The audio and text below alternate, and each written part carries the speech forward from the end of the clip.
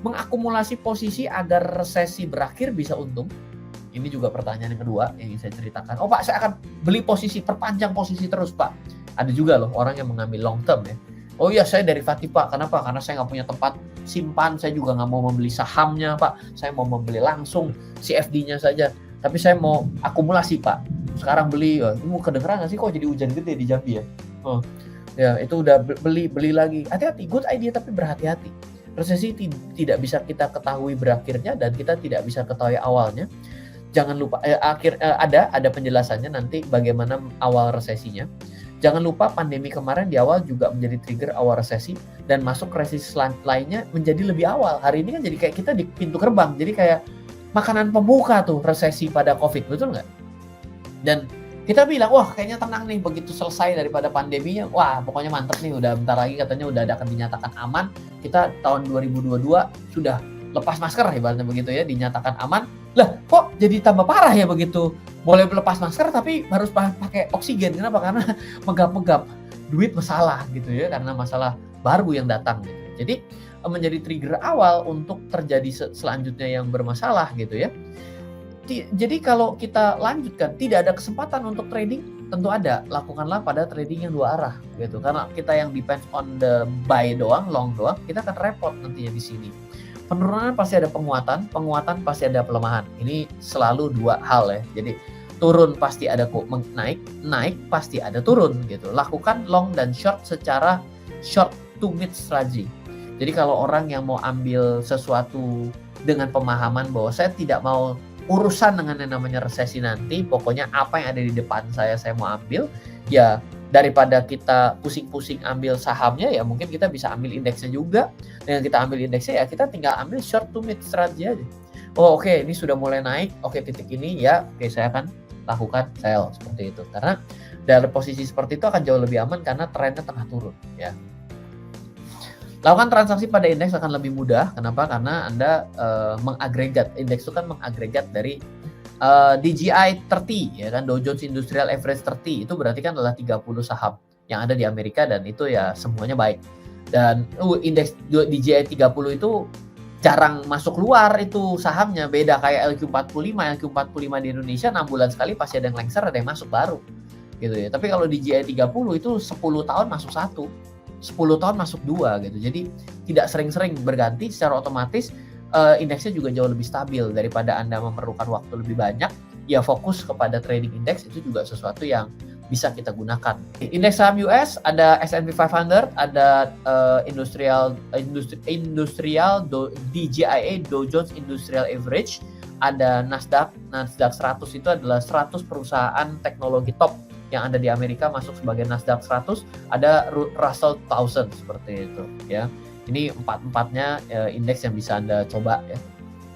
Ya, indeks saham US namanya kalau nanti misalnya di futures itu namanya adalah CME Micro E-mini S&P 500 Futures gitu ya. Jadi kontraknya jadi lebih terjangkau gitu ya. Jadi kalau disadari dan tidak, semakin hari itu yang namanya transaksi saham dan transaksi derivatifnya itu semakin terjangkau oleh siapapun. Jadi tidak seperti dulu gitu ya, kontraknya gede-gede gitu. Karena yang melakukan dulu dalam melakukan transaksi futures itu adalah bank gitu dan institusi besar untuk melakukan hedging. Misalnya dia butuhnya adalah oil, dia hedging oilnya sehingga dia pasti dapat barangnya dengan nilai yang stabil. Karena kalau yang namanya pebisnis itu kan maunya bukannya mau untung pasti, tapi kalau disuruh kamu rugi atau stabil, ya pasti milih stabil gitu. Untung atau stabil, ini juga nggak semua pilih untung loh. Dia pilih stabil tapi naik gitu loh jadinya.